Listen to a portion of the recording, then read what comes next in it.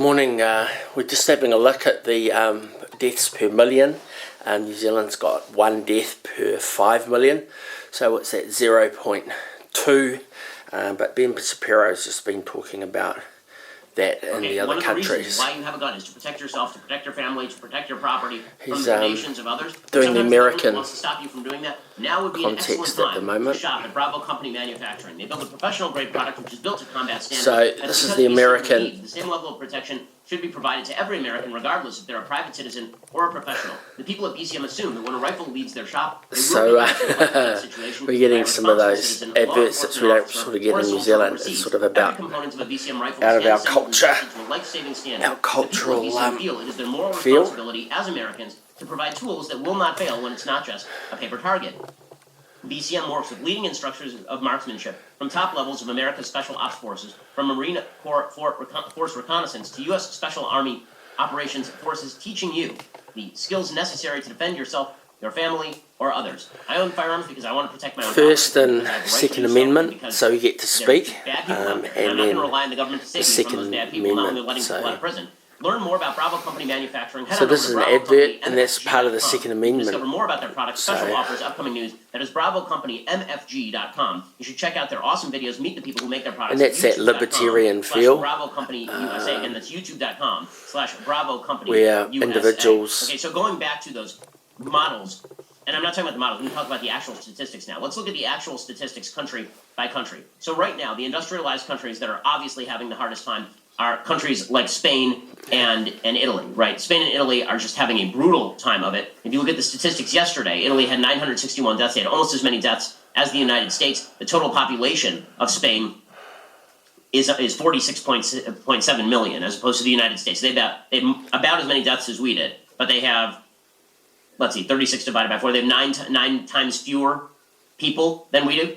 So they're getting just shellacked. Italy had 760 deaths yesterday, which actually is the beginning of their down curve. We can absolutely hope. France got walloped yesterday. France had 1,355 deaths. The real question is deaths per 1 million population. That's a statistic that is constantly rising. The United States right now has 18 deaths per million population. Italy and Spain have well over 200. Right? They're like 230 for Italy and 221 for Spain. And they're further along in their curve than we are. Right? So you'd expect the United States to rise.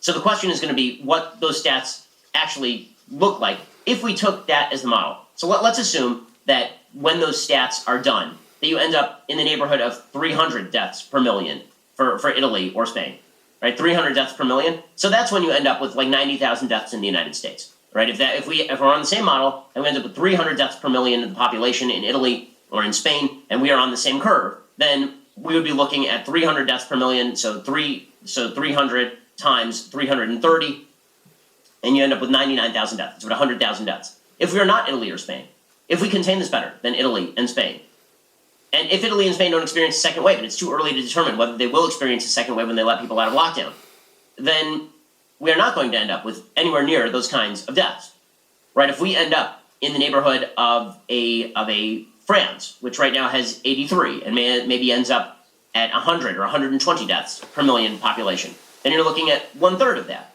right? So all of this depends on what we do now, which is why we should lock down for now. But again, we need to know where this is going in the future because the costs that are being incurred in real time are grave, they are serious, and people who are taking them lightly and suggesting that you can't even ask questions like this because otherwise you're undermining the credibility of the program.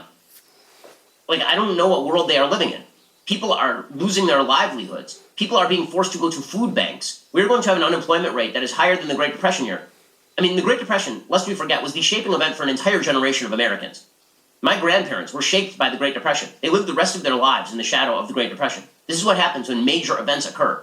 This is the biggest event any of us have ever seen in our lifetime, and it is not particularly close. I was there for 9/11. This dwarfs 9/11 in terms of the size and impact on the American population. Right, 9/11 was an attack on America. And then we took measures to protect ourselves. And those measures, at the time, were considered extraordinarily restrictive. Right, we had FISA warrants, and we had data gathering, and we had some new surveillance electronically, and we had the TSA patting us down. And I remember all the controversy over these things. Oh my God, the TSA is patting us down. Now imagine a world where the government had said, you're going to stay in your house for the next 3 months. Okay, that's what we have right now. So to pretend that we can't take into account the costs of this program, it's ridiculous. we ought to be taking into account the cost of the program. I'm not pretending I know the answers, but the problem is I'm not sure anybody else knows the answers either. Yeah, it's an interesting one, the actual opportunity costs. There could be a business growth enterprise out of this. I've started a newsletter in my road with 20 letterboxes just every 3 times a week. And people say, I'll put it online, but it's not about that. If the internet goes down, it's about people giving letters to the editor and then circulating it so that the street can communicate through a letterbox. An old system, but in times of lockdown, we've got time on our hands to think about those things. And I want to hear some honest accounting from the people in power, in the Trump administration, in the epidemiological models. I want to hear what they have to say. I keep hitting the same point here. We don't have enough data. And some people are saying that's an excuse for us never to take any action but to stay at home. What I'm saying is when the costs are being racked up in real time, you better damn well come up with the data fast or people are just going to start ignoring you. Seriously. Like either the estimates roll in and they happen to be particularly accurate and there are new estimates made as to what happens after we all go back to work, or people are just going to go back to work. Because that is the way that human beings operate. Right now, according to Reuters, the economic crisis spawned by the coronavirus pandemic has produced a wave of grim U.S. data, with likely more to come as millions lose jobs, businesses shutter, and spending stops. At some point, the bottom will be reached. Given how fast the situation has developed, judging when that happens in real time will prove challenging for economists who usually depend on monthly, quarterly, or yearly trends and data to judge the state of the business cycle. The coronavirus outbreak is not a business cycle event. Perhaps it's a once-in-a-century health crisis, where normal choices about where to go and what to spend are influenced by a combination of fear and government edict. But it's unclear exactly how bad this is going to get. Apparently, the estimates are now suggesting that we are going to end up with like 20 million lost jobs by April 12th. Anyway, I'll leave it there and we'll catch up with that. It's the 10th day in the lockdown here in New Zealand and in April 2020.